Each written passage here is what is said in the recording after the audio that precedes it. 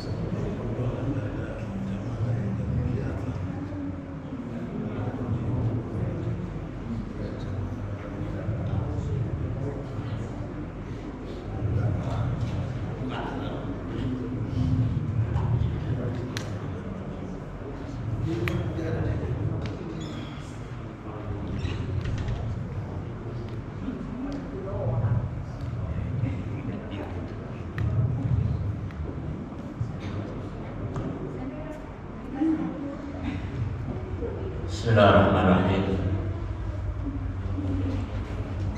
Mulai.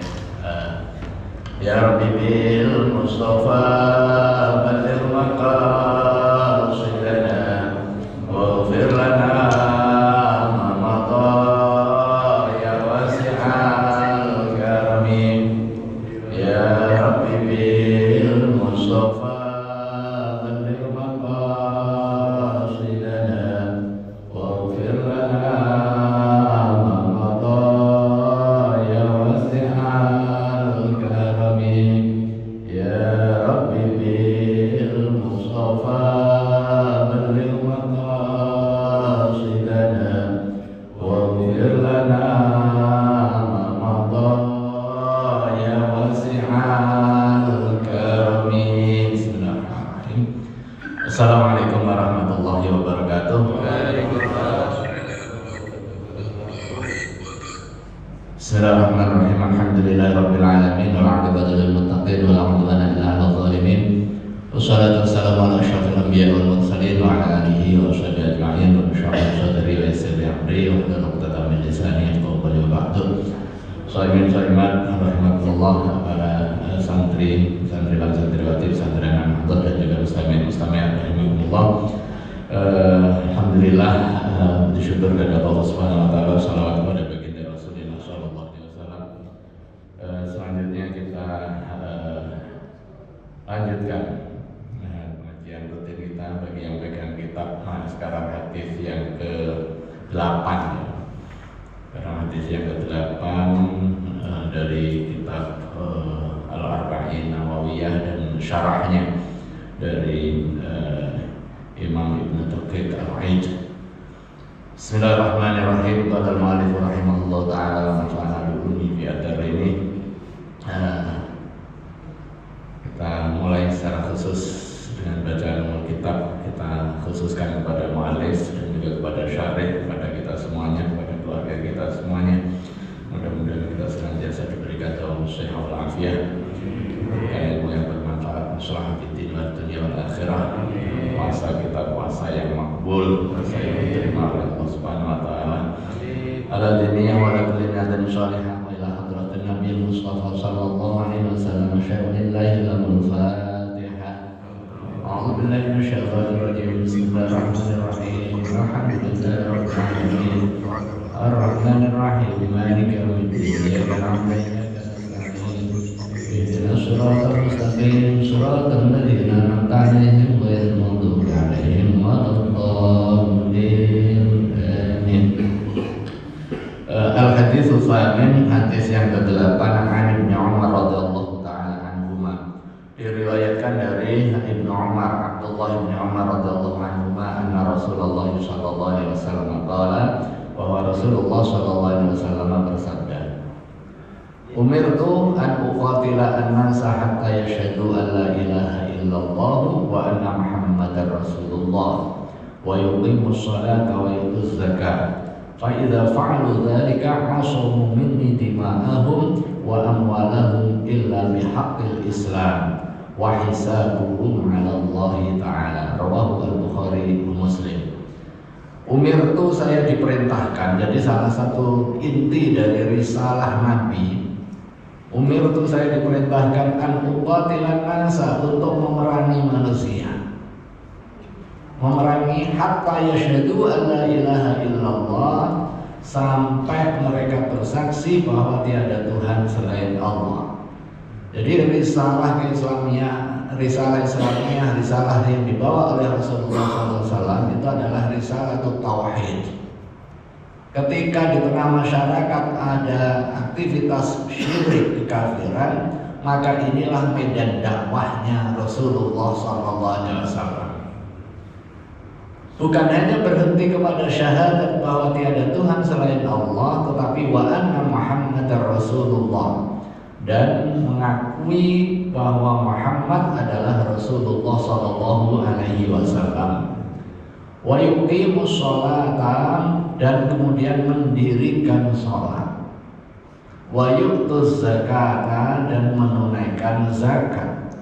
Fa idza fa'alu dzalika, apabila mereka sudah melaksanakan semua yang tersebut di atas, asomu, maka mereka terlindungi, minni, dariku, dima'ahum, darah mereka, wa amwalahum, dan harta mereka, illa bihaqqil islami, kecuali yang diwajibkan di dalam ajaran Islam. Misalnya terkait dengan harta itu zakat, yang terkait dengan darah, kalau dia melakukan kesalahan ada hukuman hudud, qisas, dan lain sebagainya.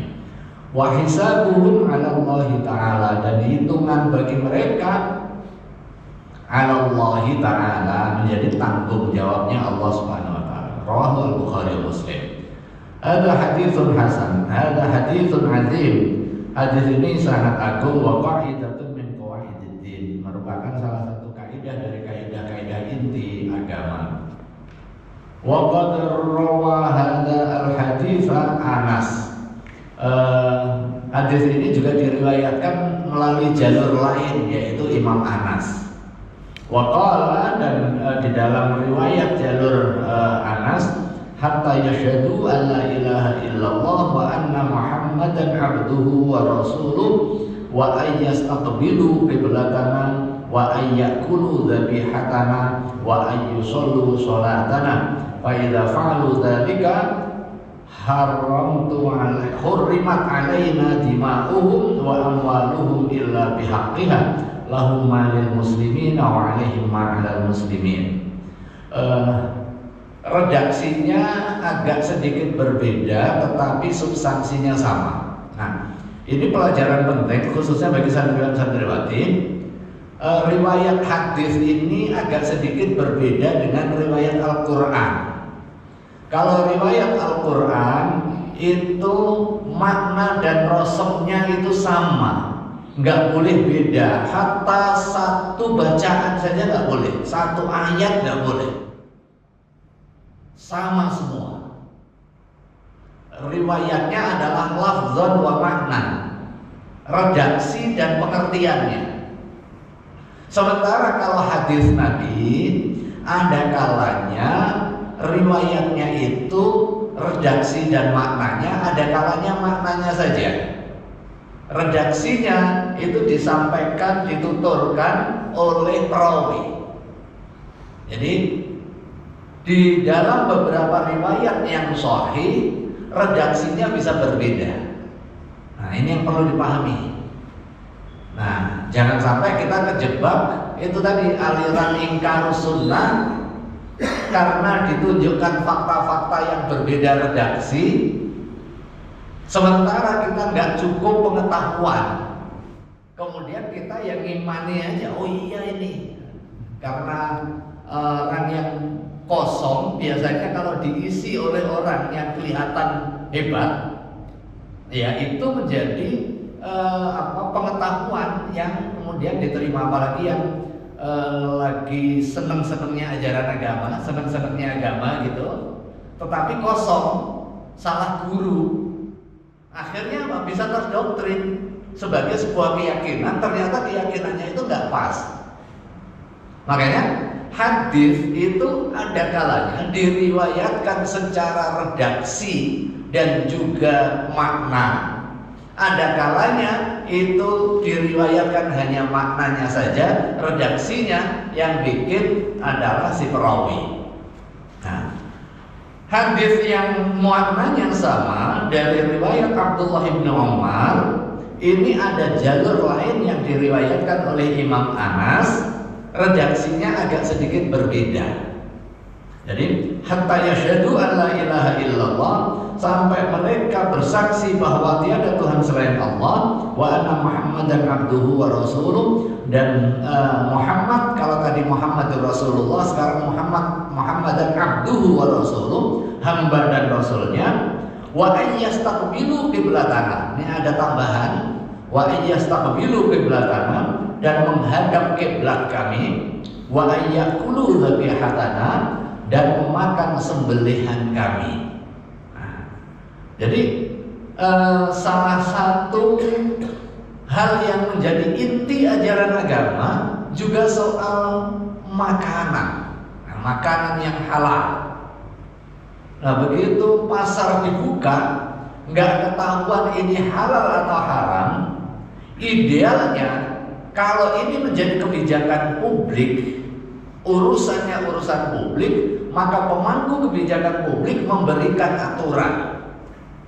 Tetapi kalau seandainya pejabat publiknya bisa karena abai atau karena under pressure, maka kita tidak serta-merta kemudian membebaskan diri. Ya sudah, karena nggak diatur, udah suka-suka juga kita.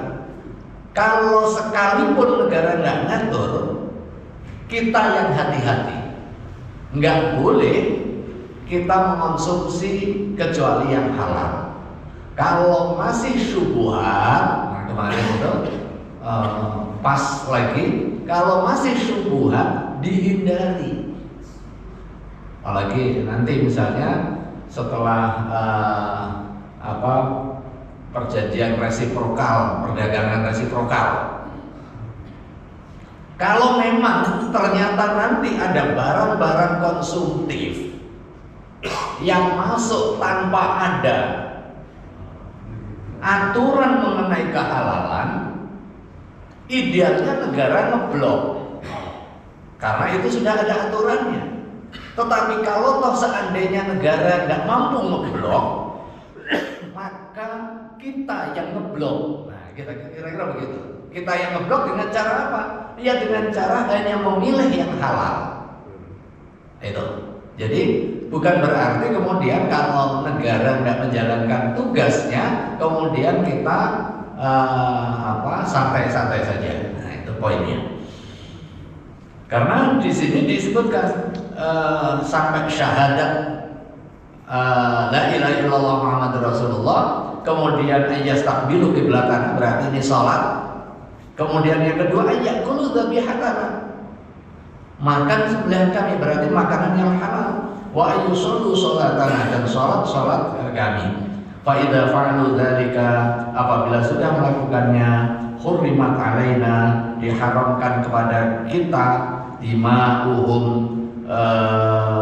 darah mereka, wa amwaluhum, dan harta mereka, illa bihaqqiha, kecuali atas hak harta dan juga dima.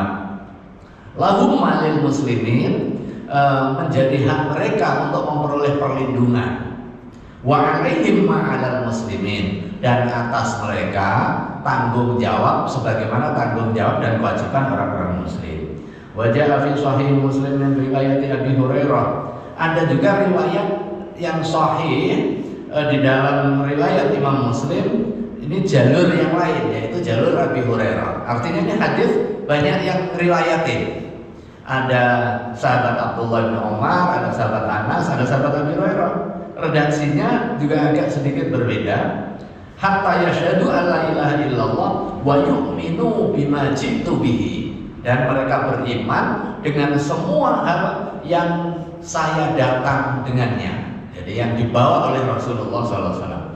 Wadzalika muwafiqun li riwayati Umar fi al-makna. Ini secara bahasa berkesesuaian dengan riwayat yang disampaikan oleh Abdullah bin Umar. Wa amma ma'ani hadil hadis wa qala ulama bisairi. Adapun pengertian hadis ini, lamma tuwfiya Rasulullah sallallahu alaihi wasallam, ketika Rasulullah sallallahu alaihi wasallam wafat, wastakhlafa Abu Bakar As-Siddiq. Kemudian Abu Bakar As-Siddiq menggantikan posisinya sebagai khalifah ba'dahu setelah Rasulullah SAW wafat. Kemudian ada peristiwa wa kafara man kafara minal Arab. Kemudian ada sebagian sahabat yang sudah pernah masuk Islam di zaman Rasulullah. Begitu Rasulullah wafat, dia kafir, keluar. Dianggap perjanjian keislaman itu hubungannya privat, hubungannya dia dengan Rasulullah. Begitu Rasulullah SAW wafat, ini batal nih perjanjian gitu. Jadi ada yang berpikir seperti itu.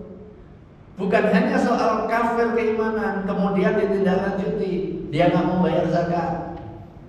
Saya Islam tetap, tetapi saya bayar zakat itu kontrak saya dengan Rasulullah SAW.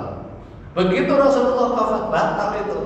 Jadi kayak kontrak jual beli gitu mungkin ya, dia pikir sewa menyewa untuk memberikan perlindungan. Kan ada para pihaknya itu kalau di dalam akta. Begitu para pihaknya meninggal, dianggap ini sudah selesai nih, bebaslah, saya nggak mau lagi bayar zakat. Apalagi kemarin saya nggak begitu milih nih, saya Abu Bakar Siddiq, mungkin begitu. Kan pada saat proses pemilihan itu juga relatif awal. Di satu tempat namanya Saqifah Bani Sa'idah, ada yang pengen ngurusin jenazahnya Rasulullah SAW dulu. Waktu itu khususnya dari Ali Rasulullah, dari keluarga Rasulullah SAW, ya udah idealnya begitu. Kalau keluarga yang ngurus keluarganya, tetapi Rasulullah SAW sendiri mengingatkan jangan sampai ada kekosongan-kekosongan. Makanya atas dasar nasihat dan wasiat Rasulullah SAW, begitu Rasulullah wafat, diteruskan estafeta kepemimpinan. Jangan sampai ada vakum. Kalau vakum di dalam kepemimpinan ini nanti bahaya. Azama Abu Bakar As-Siddiq ala qitalihim. Maka Abu Bakar pada saat setelah diberikan amanah sebagai khalifah bertekad untuk memeranginya. Wa kana minhum man mana'a zakah, dan di antara mereka ada orang yang mana'a zakah, menolak membayar zakat, walam yakfur, enggak sampai kafir, tapi menolak membayar zakat. Wa ta'awwala fi dzalika. Faqala lahu Umar radhiyallahu anhu. Kemudian Sayyidina Umar bereaksi atas kebijakan publik, mengkritik lah. Jadi kritik kebijakan publik itu biasa. Itu sejak zaman Sayyidina Umar itu sudah melakukan kritik, termasuk kritik atas kebijakan yang dilakukan oleh khalifah pertama, yaitu Sayyidina Abu Bakar As-Siddiq. Begitu mau ada kebijakan paket kebijakan politiknya menghadapi kondisi instabilitas untuk kepentingan stabilitas negara dan pemastian cash flow negara tidak terganggu, maka setiap orang yang nolak bayar zakat kita perangi. Sayyidina Umar protes, jangan begitu. Kaifa tuqatilun nasa wa qalu la ilaha illallah? Bagaimana mungkin kamu memerangi seseorang yang sudah berikrar la ilaha illallah? Waqad qala Rasulullah, padahal Rasulullah SAW sudah pernah bersabda, umirtu an uqatilan nasa hatta yaqulu la ilaha illallah. Saya diperintahkan untuk memerangi seseorang sampai dia berikrar la ilaha illallah. Sementara dia sudah ikrar la ilaha illallah, kok kamu perangi? Faqala As-Siddiq, kemudian khalifah menjawab. Artinya ini ada ruang diskusi. Di dalam pengambilan kebijakan publik nggak boleh otoriter juga, nggak benar. Yang penting saya khalifahnya. Kalau nggak mau kebijakan saya, nanti tunggu pemilu berikutnya, nggak boleh juga. Jadi harus terima dalam posisi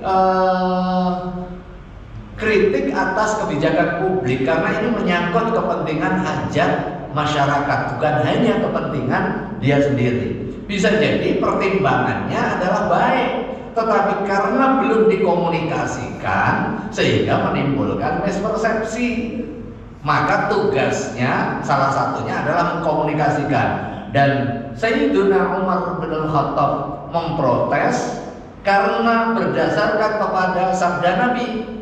Sementara Abu Bakar As-Siddiq menerima kritik itu dan memberikan penjelasan. Faqala As-Siddiq, kemudian Sayyiduna Abu Bakar As-Siddiq menjelaskan, inna zakata haqqul mali. Sesungguhnya zakat itu adalah kewajiban yang terkait dengan harta. Sementara syahadat itu adalah kewajiban terkait dengan persaksian. Dan itu tidak berhenti hanya sekedar persaksian. Setelah persaksian ada tindakan. Nah itu. Begitu dia hanya ngeklaim lisan, sementara tindakannya tidak taati, maka ini berarti pada hakikatnya dia tidak taat kepada syahadatnya. Nah gitu. Waqala, kemudian ditegaskan, wallahi law mana'uni inaqan kanu yu'addunahu ila Rasulillah laqataltuhum ala man'ihi. Demi Allah, seandainya mereka menolak membayar zakat kepadaku, jadi kepadaku itu bukan kepada personal, tetapi kepada ulil amri, kepada anak inaqan, ayaqalan, dia nolak. Kanu, yang dulu yu'addunahu ila Rasulillah, bayar zakatnya kepada Rasulullah SAW, kemudian mentang-mentang saya sekarang yang menggantikan, kemudian dia nolak, laqataltuhum ala man'ihi. Sungguh saya akan perangi karena dia membangkang bukan karena kepada aku personal, tetapi kepada ulil amri, saya yang diberikan amanah. Fataba'ahu Umar ala qitalil qaumi. Nah, dengan penjelasan itu Umar taslim. Kemudian oke, kalau begitu, kalau penjelasannya itu masuk akal, fataba'ahu Umar. Kemudian Umar mengikutinya. Nah, jadi ada proses diskusi. Gak boleh juga kritik waton suloyo. Wes yang penting kritik aja apapun, nah, gak boleh juga. Begitu Umar menyampaikan kritik, rasional juga kritiknya. Ada kebijakannya tidak terkomunikasi secara baik kan? Berarti, wes pokoknya orang yang menolak bayar zakat saya perangi. Oh, Umar bin Khattab menyatakan, ini kok ngarang-ngarang nih. Rasulullah sudah tegas memeranginya sampai orang menjadi muslim, menjadi bersaksi. Kalau dia nggak bersaksi, nggak kafir, ya nggak boleh diperangi. Nah, terus dijelaskan. Jadi secara eksplisit memang hatta yasyhadu alla ilaha illallah wa anna muhammadar rasulullah, tetapi ada terusannya, wa yu'tuz zakat, sementara dia menolak membayar zakat. Qauluhu umirtu an uqatila nasa hatta yaqulu la ilaha illallah. Sabda Nabi, saya diperintahkan untuk memerangi manusia sampai berikrar la ilaha illallah. Faman qala la ilaha illallah faqad asama minni ma lahu wa nafsuhu illa bihaqqihi wa hisabuhu 'ala Allah. Dan hitung-hitungannya itu Allah Subhanahu wa taala. Qala Al-Khattabi wa ghairuhu, Imam Khattabi dan yang lain berkata, al-murad bihadza ahlul awthan wa musyrikul arab. Yang menjadi khitab ini adalah ahlul awthan, penyembah berhala, wa musyrikul arabi, dan orang-orang musyrik Arab, wa man la yu'min, dan setiap orang yang enggak beriman, duna ahlul kitab, enggak termasuk ahlul kitab. Kalau ahlul kitab enggak diperangi karena memang ada perjanjian di situ. Wa man yuqirru bitauhid, dan setiap orang yang mengakui tauhid, fala yaqtafi fi ismatihi biqaulihi la ilaha illallah. Tetapi nggak cukup di dalam pemberian perlindungan itu dengan sekedar mengucap la ilaha illallah. Karena yaquluha fi kufrihi, karena ini seringkali diucapkan pada saat kekafiran dan juga orang syirik itu. Orang syirik mengakui keberadaan Allah, Tetapi bersamaan dengan pengakuan kepada Allah, dia mengakui juga keberadaan Tuhan selain Allah.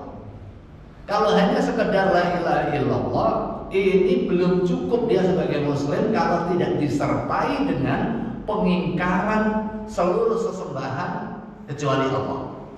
Tetapi begitu dia mengakui bahwa ada Tuhan selain Allah, tetapi pada saat yang sama dia mengakui ada Tuhan selain Allah, itu namanya syirik, dan itu tertolak. Wa hiya min i'tiqadihi wa kadza jaa fil haditsil akhar, demikian diterangkan di dalam hadis yang lain, wa anni Rasulullah wa yuqimus shalah wa yu'tuz zakat. Ada tambahannya di samping la ilaha illallah wa anni Rasulullah, dan saya sebagai Rasulullah, dilanjutkan lagi wa yuqimus shalah, dan mendirikan salat, wa yu'tuz zakat. Nah, hadis ini menerangkan bahwa keimanan itu gak cukup hanya dengan keyakinan saja. Ada aliran kebatinan. Yang penting saya yakin, saya eling. Disuruh sholat gak mau. Kan inti sholat eling katanya.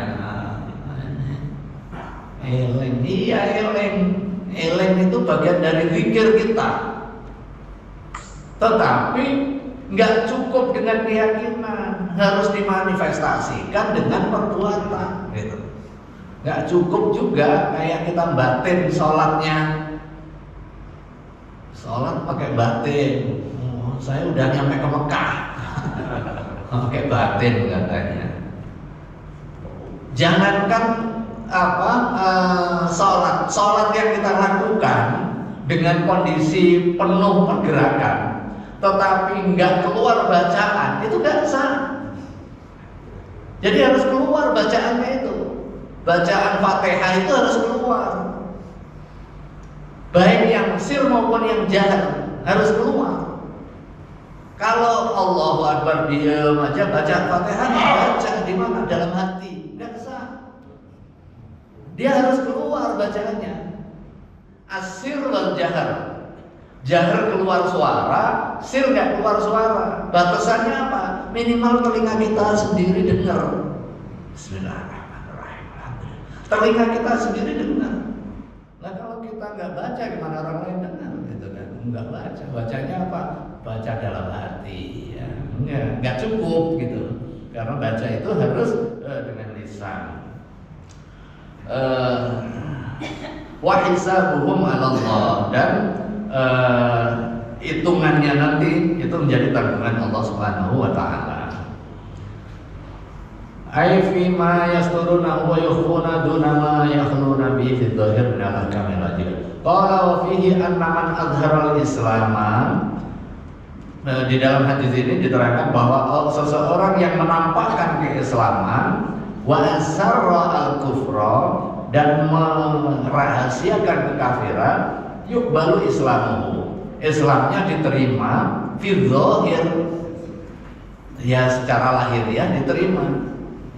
Ini sebagaimana Rasulullah memperlakukan orang munafik. Rasulullah diberikan kemampuan untuk mengetahui apakah orang yang berislam itu dengan sungguh-sungguh masuk Islam atau ini munafik ini. Tapi Rasulullah SAW juga memperlakukannya sesuai dengan zahirnya. Jadi nggak sampai kepada yang batin. Sekalipun Rasulullah diberikan kemampuan untuk mengetahui yang batin. Wa hadza qawlu aktsari ahli ilmi. Wa hadza Malik ila anna taubataz zindiq la tuqbal. Bahkan Imam Malik di kesempatan yang lain ini lebih ekstrim nih. Taubat orang zindik itu enggak diterima.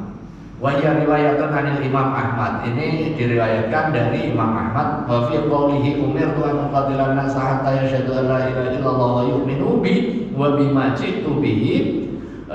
Yang redaksi dari hadis ini yang tadi dari Abi Hurairah, saya diperintahkan untuk memerangi manusia sampai mereka bersaksi bahwa tiada Tuhan selain Allah, dan mereka beriman kepadaku dan kepada setiap apa yang saya bawa. Dilalah dhahirah menjadi petunjuk yang sangat jelas lima madhabil muhaqqiqina, bagi madhab muhaqqiqin ulama wal jamahir minas salafi wal khalafi, dan ulama dari salaf dan khalaf, annal insana, sesungguhnya manusia, idza taqada dinal islam, apabila memiliki keyakinan keagamaan Islam, i'tiqadan jaziman la taraddada fihi, memiliki i'tiqad yang kuat yang tidak ada keraguan, kafahu dzalika, cukup baginya, wala yajibu alaihi ta'allum adillatil mutakallimin, enggak wajib untuk mengetahui dalilnya. Jadi misalnya saya beriman kepada Allah Subhanahu wa taala dengan penuh keyakinan, enggak ada syaratnya apa dalilnya. Apa dalilnya dulu kamu meyakini itu, enggak perlu. Jadi pokoknya beriman, begitu beriman sudah. Enggak bisa lagi dikejar. Kamu beriman enggak tahu dalilnya, enggak sah, enggak. Pokoknya memiliki keyakinan, karena itu adalah soal dogma. Khilafan liman aujaba dzalika wa ja'ala syartan fi nahwi ahli qiblah wa hadha khata'un dhahir. Sementara sebagian ahli kalam, ahli mutakallimin itu mempersyaratkan harus ada pengetahuan mengenai kenapa Allah ada, baru kemudian beriman. Jadi masuk akal dulu baru diimani. Sementara kita enggak. Begitu ada ajaran memerintahkan beriman kepada Allah, kita yakini, gitu, kita yakini. Fa innal murad at-tasdiq al-jazim wa qad hasala. Karena pengertian perintah mengimani di sini membenarkan dengan hati, wa qad hasala, dan itu sudah berhasil. Li'anna Nabi sallallahu alaihi wasallam iktafa bitasdiq bima jaa bihi. Karena Rasulullah SAW di dalam hadisnya ini juga menerangkan at-tasdiq bima jaa bihi, membenarkan atas apa yang datang, yang dibawa oleh Rasulullah SAW. Makanya begitu Rasulullah SAW usai memperoleh wahyu, kemudian mengkhabarkan kepada Sayyidina Abu Bakar As-Siddiq, ya sudah langsung diterima, nggak perlu ditanya. Kamu mimpi kali ini, nggak perlu tanya-tanya, udah. Makanya kemudian diberikan gelar As-Siddiq, yang jujur dan yang membenarkan apa yang dibawa oleh Rasulullah Shallallahu Alaihi Wasallam. Hadis yang berikutnya al-hadits tasik. Al-hadits tasik, hadis yang ke-9, an Abi Hurairah Abi Abdurrahman bin Sakhr radhiyallahu taala anhu qala. Diriwayatkan dari Abi Hurairah radhiyallahu anhu qala, sami'tu Rasulullah sallallahu alaihi wasallam yaqul, saya mendengar Rasulullah sallallahu alaihi wasallam berkata, ma nahaitukum anhu fajtanibuhu wa ma amartukum bihi fa'tu minhu mastata'tum fa innama ahlakal ladzina min qablikum kasratu masailihim wa ikhtilafuhum ala anbiya'ihim. Mas apa saja nahaitukum yang saya melarang kepada kalian anhu terhadap ma fajtanibu, udah jauhi. Begitu saya larang, jauhi. Jangan tanya kenapa kok melarang. Kemudian ya udah kan dilarang tuh, saya sedikit aja, nggak boleh. Udah jauhi. Kenapa? Karena pada hakikatnya hukum asal kita kan nggak melakukan. Begitu dilarang ya sudah nggak usah dilakukan. Kira-kira begitu. Jadi kan hukum asalnya kita nggak ngomong. Begitu dilarang ngomong buruk, ya sudah tinggal diem aja. Beda halnya kalau diperintahkan. Kalau diperintahkan butuh effort.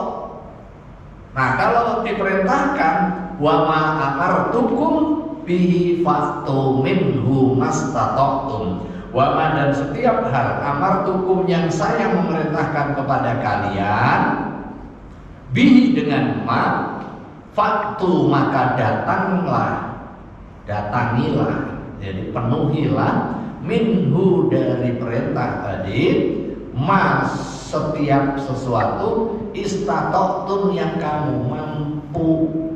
Jadi kalau dilarang itu jauhi, udah jauhi saja. Berarti jauhi, kalau dilarangnya 100, ya jauhi 100. Jangan nawar, saya jauhinya 90 aja. kan dikit nih, udah 90%, saya cuma 10%, enggak. Karena pada hakikatnya kita ini sebelumnya nggak ngapa-ngapain, dilarang minuman keras, ya udah nggak usah nawar, udah dikit aja buat anget-anget lagi. Ya tetap nggak boleh. Nah, tetapi kalau diperintahkan untuk melakukan, maka laksanakan semampumu. Wah, kan enak sekali dia, semampumu. Fa'in nama, karena hanya saja ahlaka hancur alladzina min qablikum, orang-orang sebelum kalian. Kenapa? Kasratu masailihim, banyak tanya.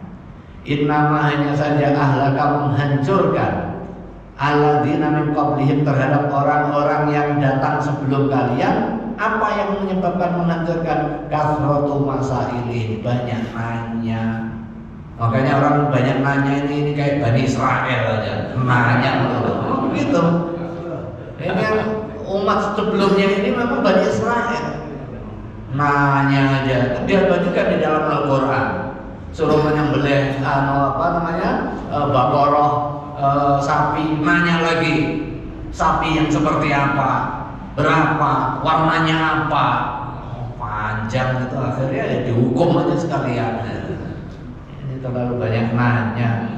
Kalau udah gak dijelasin, diperintahkan tolong besok bawa nasi ya bareng-bareng.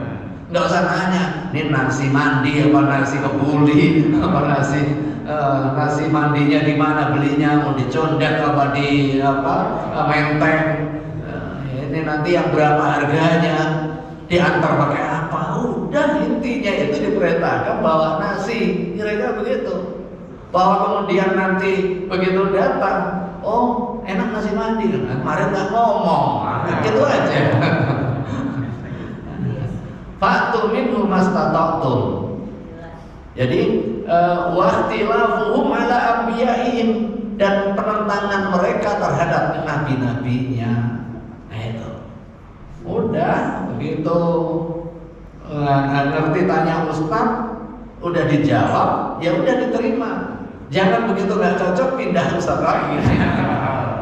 Ini ada juga ini, nggak cocok pindah lagi, nggak cocok pindah lagi, hanya gara-gara pengen jawaban sesuai dengan yang diinginkan. Nah ini, itu kan. Milih-milih Nabi, milih-milih Ustaz. Rawahu Al-Bukhari dan Muslim, diriwayatkan oleh Imam Bukhari dan juga Imam Muslim. Lafzu hadal hadits fi kitab Muslim. Redaksi hadis ini di dalam riwayat Imam Muslim. An Abi Hurairah radhiyallahu anhu qala, dari Abi Hurairah radhiyallahu taala qala, khatabana Rasulullah sallallahu alaihi wasallam qala, Rasulullah berkhutbah kepada kami, kemudian beliau bersabda, ya ayyuhan nas qad faradallahu al-hajja 'alaikum fahujju. Wahai manusia, sungguh Allah telah memfardukan kepada kalian haji, maka berhajilah. Faqala rajulun. Nah, kemudian ada seseorang bertanya, Rasulullah lagi nyerasin, manusia, Allah sudah mewajibkan haji, hajilah. Faqala rajulun. Nah ini agak-agak Bani Israel juga. Aku amin ya Rasulullah. Apa setiap tahun Rasulullah SAW? Ya mungkin ini nggak begitu jelas mungkin, tapi kan aku amin ya Rasulullah, apakah setiap tahun? Masa kata, kemudian Rasulullah diam, hatta qala hasalatan, nanya terus gitu kan. Faqala Nabi, sampai 3 kali. Faqala Nabi sallallahu alaihi wasallam, kemudian Nabiullah Muhammad sallallahu alaihi wasallam bersabda, lau qultu na'am lawajabat wala mastata'tum. Kalau seandainya saya bilang iya, maka nanti jadi wajib. Sekalipun ayat Quran yang nggak menjelaskan untuk kewajiban tiap tahun, kalau kamu nanya kemudian saya jawab iya, maka hukumnya menjadi wajib. Nah ini sebagai dalil bahwa syari' itu Allah dan Rasulnya. Sumber hukumnya Quran dan Sunnah. Jadi kedudukan Sunnah dan Quran, kalau ini di dalam ilmu hadis, yang pertama menguatkan. Jadi fungsi Sunnah menguatkan apa yang ada di dalam Quran. Yang kedua menjelaskan. Jadi fungsi yang pertama adalah menguatkan, takhbir. Yang kedua adalah tabyin, memberikan penjelasan. Yang ketiga apa? Istiqlalul hukmi. Bisa jadi hadis ini menetapkan hukum sendiri yang tidak diatur di dalam ayat Al-Quran. Nah, itu yang perlu dipahami, bahwa sunnah ini memiliki kedudukan utama di dalam aktivitas keagamaan kita. Lagi-lagi ini sebagai dalil bagi orang yang menolak sunnah. Lama stata'tum, kalau saya mewajibkan kamu pasti nggak mampu. Buru-buru setiap tahun. Kita setahun sekali aja belum, seumur hidup sekali aja masih antri sampai 40 tahun, ya kan? Itu yang daftar. Kalau yang nggak daftar gimana mau dapat antrian? Makanya mudah-mudahan kita semuanya diberikan kesempatan. Yang belum haji segera dipanggil oleh Allah Subhanahu wa taala menuju Baitullah. Yang sudah dan pengen berangkat, ya diberikan kesempatan lagi. Karena doanya itu adalah karotin ba'da marrat, ya kan? Pada saat akhir kita mau wada, kita tawaf wada kan disunahkan untuk doa, ya Raddad, ya Raddad, ya Raddad, urdudna ila baitika hada karratin ba'da marrat. Wahai zat yang mengembalikan, wahai zat yang mengembalikan, wahai zat yang mengembalikan, kembalikan kami untuk bisa datang ke rumahmu ini karratin ba'da marrat, berulang-ulang. Jadi jangan dikritik kalau saya mau berangkat lagi. Berarti doanya diijabah. Doanya apa itu? Ya. Minuman beralkohol yang segini boleh nggak kalau 100% kandungannya? Apa? 100% kandungan alkoholnya masih boleh? Alkohol 0,5% kalau itu masuk kategori minuman untuk kepentingan diminum, itu haram hukumnya. Tetapi ada jenis alkohol. Nah, ini bab soal alkohol. Ada alkohol untuk minuman, ada alkohol yang non minuman. Kalau alkohol yang untuk didedikasikan kepentingan minuman itu masuk kategori khamr. Kalau khamr haram untuk dikonsumsi dan najis.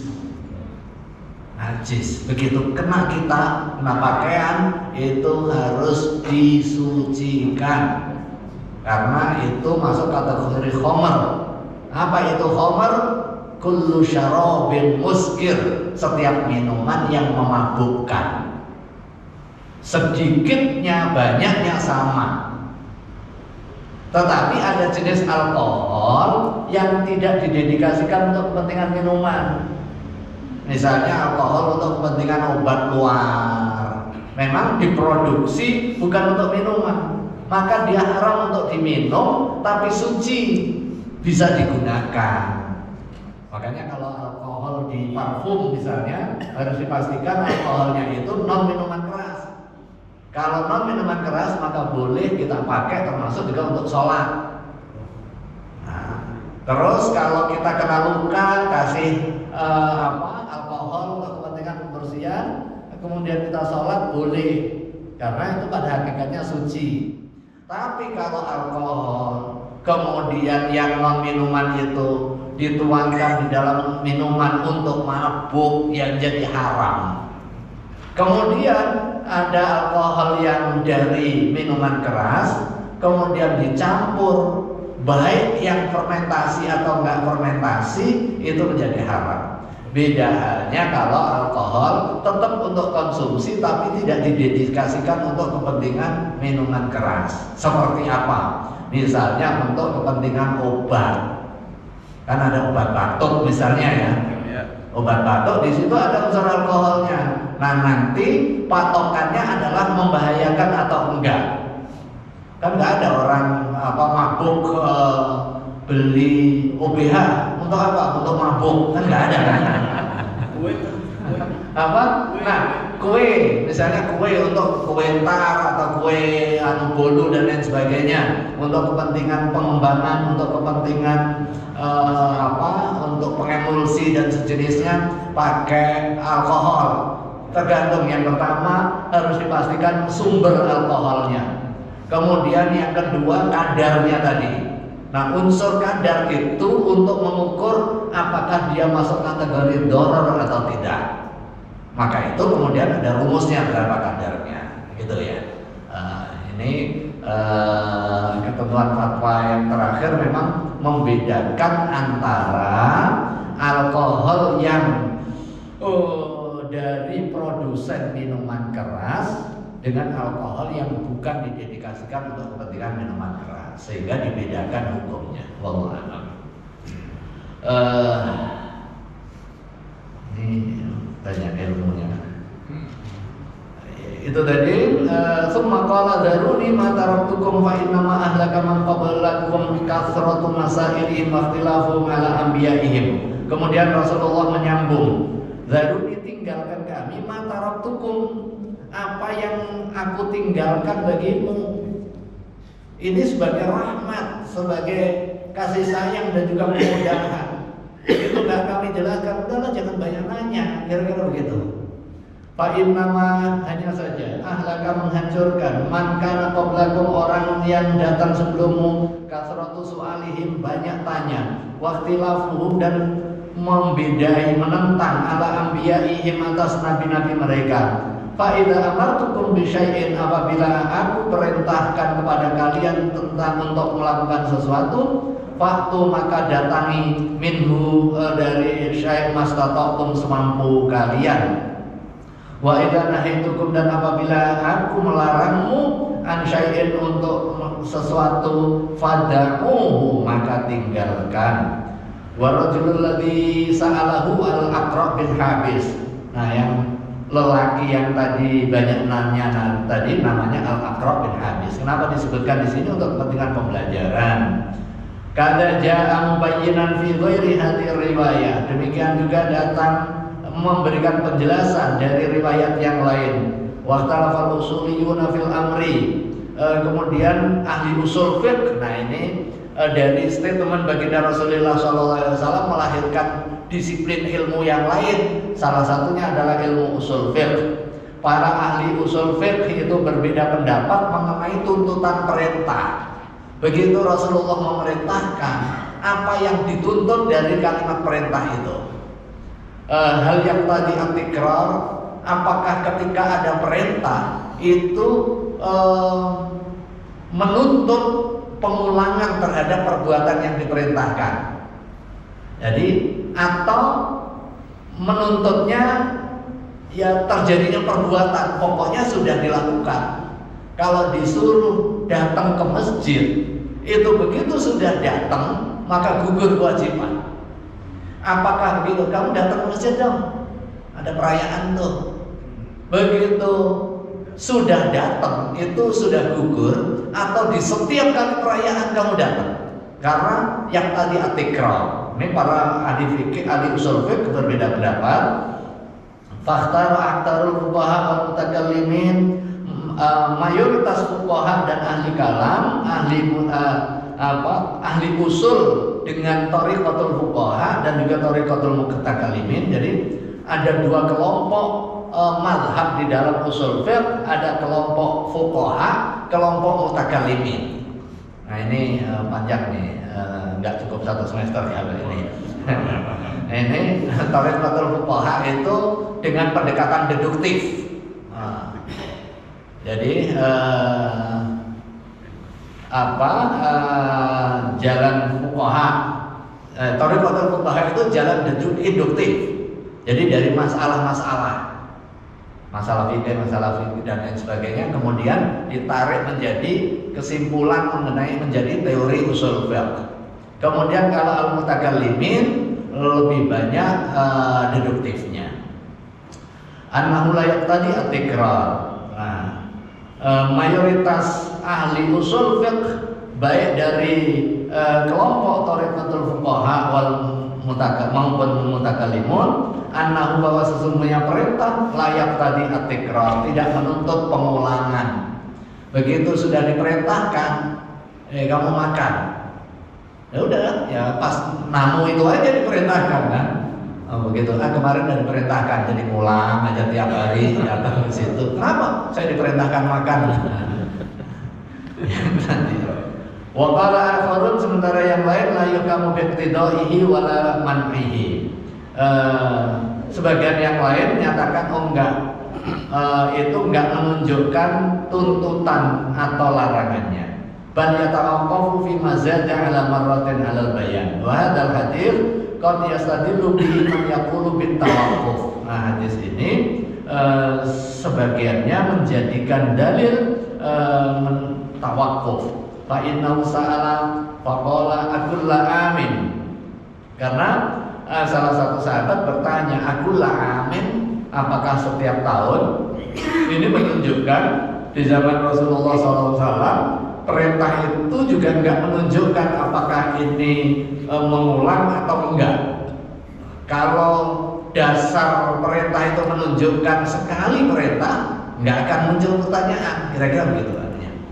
Walau kana mutlaquhu yang tadi antikrar, seandainya kalimat mutlaknya perintah itu menunjukkan pengulangan, au adamahu, atau yang tadi tidak adanya pengulangan, lam yakul lahun Nabi sallallahu alaihi wasallam, maka Rasulullah tidak akan memberikan jawaban kepada yang bertanya, lau qultu na'am lawajabat wala mastata'tum. Kalau saya berkata iya, pasti kamu akan menjadi wajib dan kamu enggak mampu.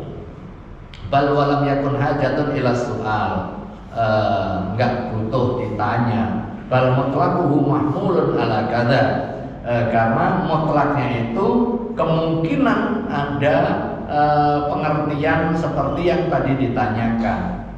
Wa ajma'atil ummatu, dan umat memiliki konsensus ala anal hajja, bahwa sesungguhnya haji la yajib, enggak wajib fil umri, di dalam seumur hidup, illa marratan wahidatan, kecuali satu kali, bi asli syar'i, didasarkan kepada pertimbangan syar'i. Wa amma qawluhu daruni ma taraktukum fa wa zahirun fi annal amra la yaqtadi at-tikrar. Hadis Nabi daruni ma taraktukum, tinggalkan apa yang saya larang, itu menunjukkan bahwa perintah enggak menunjukkan pengulangan. Wa yadullu hadzal lafdhu aidan ala annal asla adamul wujub wa annahu la hukma qabla wurudi syar'i. Hadis ini juga menunjukkan bahwa hukum asal kita enggak terkena kewajiban sampai ada dalil yang mewajibkan. Hukum asal kita enggak wajib sholat sampai kita diperintah sholat, gitu. Jadi hukum asal nggak ada kewajiban dan nggak ada hukum sebelum datangnya perintah, sebelum datangnya syarat. Wa sahih inda katsirin minal usuliyyin, ini ilmu usul fiqh ya. Jadi sekalipun kita baca satu hadis, ini banyak ilmu, termasuk ilmu usul fiqh. Ilmu usul fiqh itu ilmu yang melandasi lahirnya fikih. Wa sahih inda katsirin minal usuliyyin, dan ini pendapat yang benar bagi mayoritas ahli usul fiqh. Lau qultu na'am la wajabat, kalau seandainya saya berkata iya, maka akan menjadi wajib. Dalilun lil madhhab sahih fi annahu sallallahu alaihi wasallam kana lahu ayyajtahida fil ahkam. Rasulullah punya otonomi untuk berijtihad menetapkan hukum, gitu. Itu yang seperti yang saya sampaikan tadi, bahwa hadis itu bisa istiqlalul hukmi, menetapkan hukum secara otonom yang tidak diatur di dalam Al-Quran. Wa annahu la yushtaratu fi hukmihi ayyakuna biwahyin, dan tidak dipersyaratkan di dalam menetapkan hukum itu dari wahyu dalam arti Al-Quran.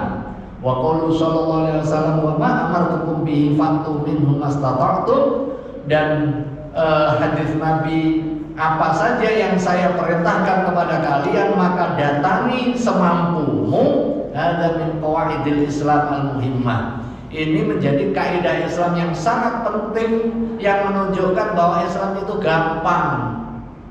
Nggak ada alasan kita nggak mampu melaksanakan. Karena apa? Begitu ada kesulitan, lahir kemudahan. Nah ini contohnya tadi, kayak sholat. Hukum asalnya sholat berdiri, tapi kalau nggak mampu berdiri ya sudah duduk.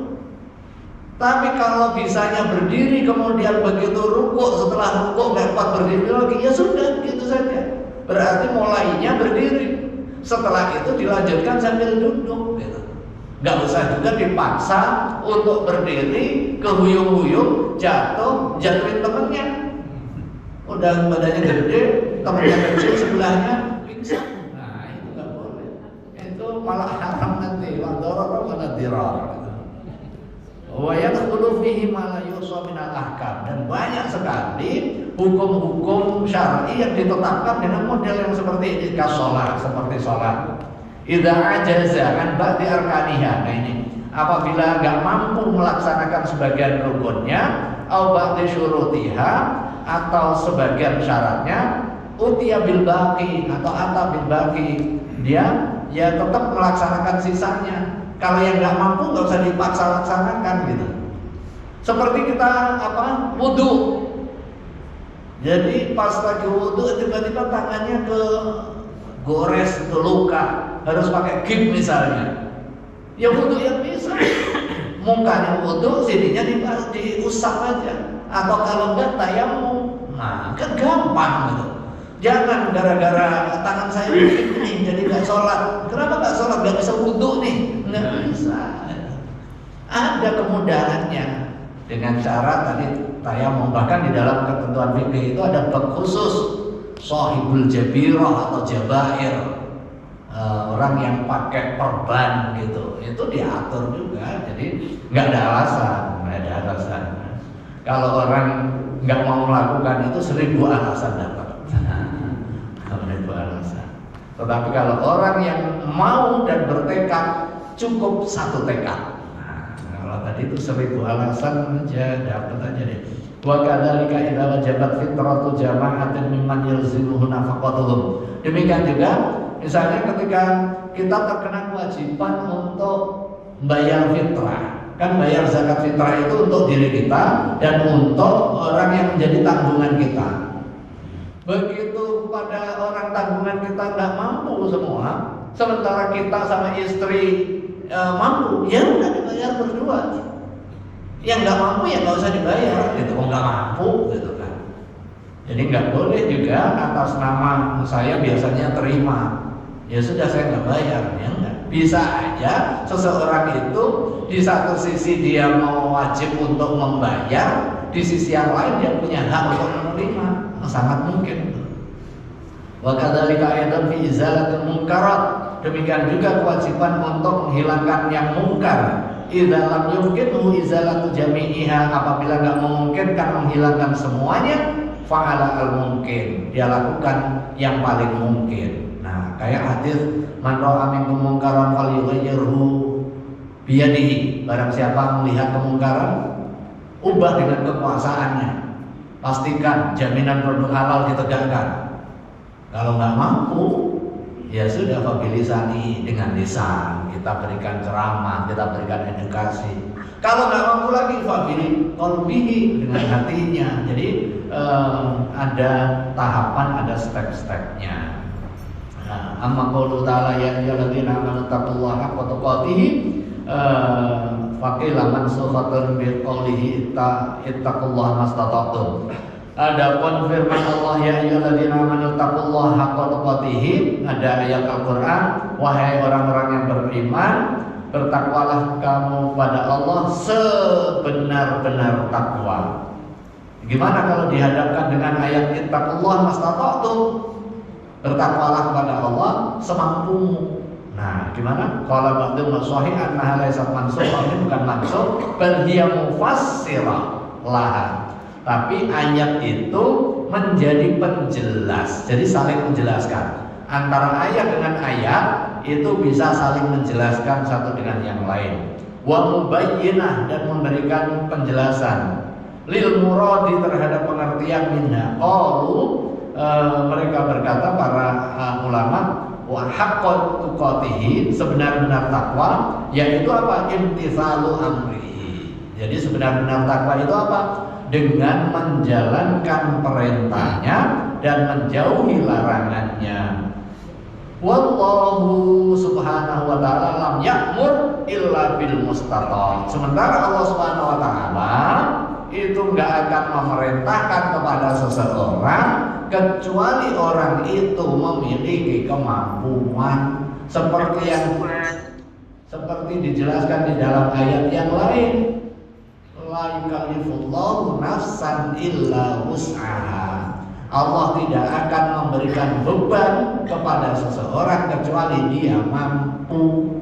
Udah ujian sebesar apapun, kalau itu datangnya dari Allah Subhanahu wa taala, dan pasti datang dari Allah Subhanahu wa taala, kita ini mampu. Bisa jadi semakin tinggi ujian, semakin tinggi kita akan diangkat derajatnya. Nah, kalau ujiannya anak TK itu ya mudah. Kalau ujiannya yang mau masuk ke kedokteran ya susah gitu. Maka semakin tinggi ujian, ini berarti Allah akan meninggikan derajat kita. Jika lulus, kan gitu kan, kalau ujian nggak lulus masa tinggi derajatnya, jatuh malahan.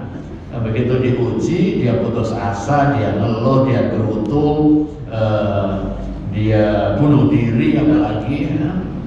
Wa inna Allah qala la yukallifullahu nafsan illa wus'aha. Wa qala ta'ala wa ma ja'ala 'alaikum fid dini min haraj. Dan Allah sungguh tidak akan menjadikan atasmu dalam urusan agama min haraj, dari kesulitan. Wa amma qauluhu sallallahu alaihi wasallam nahitukum an fajtanibu fa hadza ala itlaqihi. Bahwa hadis Nabi, segala sesuatu yang aku larang atas kalian, fajtanibuhu, maka jauhi, maka itu bersifat mutlak. Tetapi ada juga lakin in wujida udhrun yubihu, apabila ditemui udzur yang memungkinkan, seperti apa? Ka'aklil maitah, seperti makan bangkai, inda darurati, dalam kondisi darurat, fahadha la yakunu manhiyan anhu fi hadhil hal. Maka dalam posisi darurat itu menjadi enggak terlarang. Bangkainya tetap haram, tetapi makannya menjadi boleh. Nah, kira-kira begitu poinnya. Enggak berubah menjadi halal, menjadi boleh. Apa bedanya? Ya, dia substansinya tetap haram, tapi boleh digunakan. Sama dengan kita berobat menggunakan barang najis, itu hukumnya haram, tetapi jazaa'at tadawi bin najasati, boleh menggunakan pengobatan dengan yang najis, idza lam yakun, apabila enggak ada at-tahiru, sesuatu yang suci, maqamaha, menggantikan. Apabila enggak yang suci enggak ada, atau memiliki efikasi enggak sehebat yang najis itu, ya sudah, untuk kepentingan pengobatan karena ada hajat syariah, itu dibolehkan. Nah, pada saat dibolehkan bukan berarti kencing atau darah atau alkohol atau bangkai yang digunakan itu menjadi suci, enggak, tetap najis, tapi boleh digunakan. Ada pertanyaan? Cukup ya? Satu ya. Satu pendek ya. Maksimal terkait dengan non muslim menjadi muslim, itu apa memang harus diikrarkan atau kok dia dalam hati aja itu sah nggak? Ya. Oke, orang non muslim mau menjadi Islam, dia harus ikrar syahadah. Pengertian ikrar itu dia ucapkan, sekalipun nggak dipublikasikan. Jadi ikrar dengan iklan beda.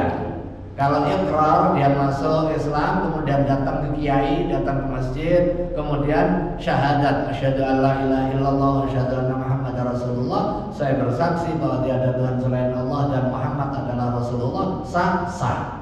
dia sebagai muslim, sekalipun nggak diwalimahkan, nggak ada syarat walimahnya. Dalam hati misalnya Oh, dia. kalau dalam hati nggak cukup. Kalau dalam hati nggak cukup. Kan ada orang ini meyakini bahwa ajaran Islam ini benar, tapi sepanjang dia belum iqrar bil lisan, belum sebagai muslim. Ayo. Kalau berikrar sendiri tanpa ada saksi. Oh, nggak apa-apa, nggak apa-apa. Tapi harus diucapkan. Harus diucapkan. Karena itu syahadah persaksian. Jadi tasdiqun bil qalbi wa iqrarun bil lisani. Nah, gitu kan. Wa amalun bil jawarihi nanti. Membenarkan di dalam hati, mengucapkan dengan lisan, ditindaklanjuti dengan perbuatan. Perbuatan nanti ke sholat, puasa, itu aktivitas yang menjadi rangkaian keislaman. Oh.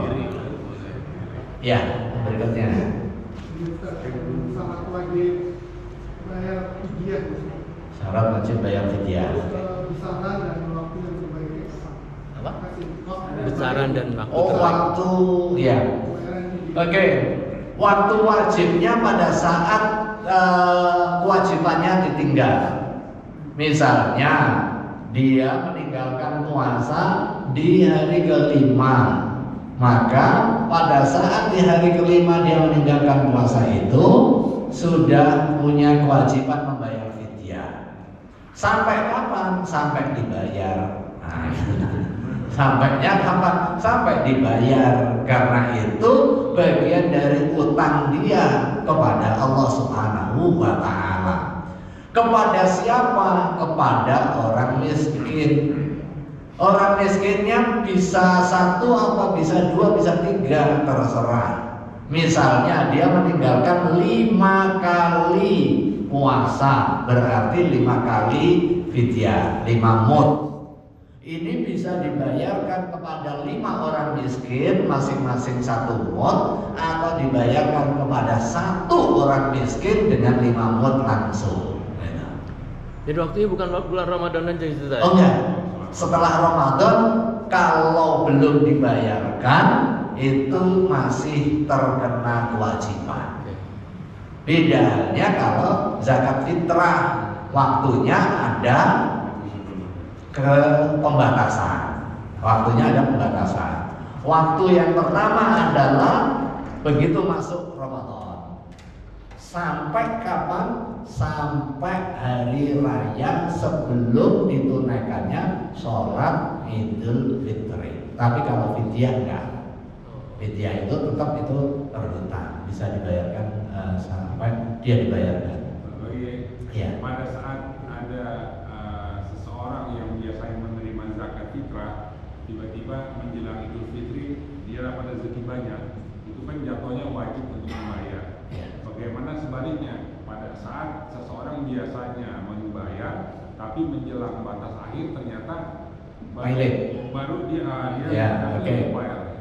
Waktu wajibnya, waktu dia terkena kewajiban itu syaratnya dia memiliki kecukupan harta, jadi kebutuhan pokok dia dan kepada orang yang menjadi tanggungannya. Kapan? Ketika dia nemuin Ramadan dan nemuin Id, jadi nemuin dua-duanya. Kalau ternyata pada saat akhir di waktu wajib tadi dia nggak terkena kewajiban, ya enggak. Seperti apa nggak terkena kewajibannya? Bisa meninggal duluan, meninggal sebelum takbiran. Berarti dia menemui hampir mayoritas puasa tapi nggak menemui Id, ya kan? Nggak menemui Id, maka dia nggak terkena kewajiban sekalipun punya uang banyak, punya harta banyak. Ada kalanya dia hidup tapi nggak memenuhi syarat karena hartanya tadi habis. Yang awalnya di awal Ramadan dia punya kecukupan, belum bayar, gitu kan? Tetapi pada saat mau bayar ini bakaran habis, pokoknya ludes lah itu, sehingga dia nggak terkena kewajiban. Dia nggak terkena kewajiban. Kalau sebatas kemampuannya hanya untuk hari-harinya saja misalnya, tapi tidak ada uang lebih untuk membayar apa? Ya, termasuk itu. Jadi ketentuan mengenai kewajiban membayar zakat fitrah ini berbeda dengan ketentuan mengenai kewajiban membayar zakat mal. Kalau zakat mal itu zakat terkait dengan kepemilikan harta dengan jumlah tertentu. Ini orang kaya. Dalam pengertian kaya, memiliki nisab yang cukup. Tapi kalau zakat fitrah itu zakat terkait dengan jiwa kita. Syaratnya yang penting dia hidup muslim, kemudian tadi menemui akhir Ramadan dan awal Syawal. Kalau ada anak terlahir jelang Idul Fitri masih di Ramadan, kemudian masuk Idul Fitri, setelah itu meninggal, dia wajib menjadi tanggung jawab orang tuanya. Tapi kalau dia ikut puasa mulai awal, begitu jelang Idul Fitri meninggal, dia nggak terkena kewajiban. Nggak terkena kewajiban.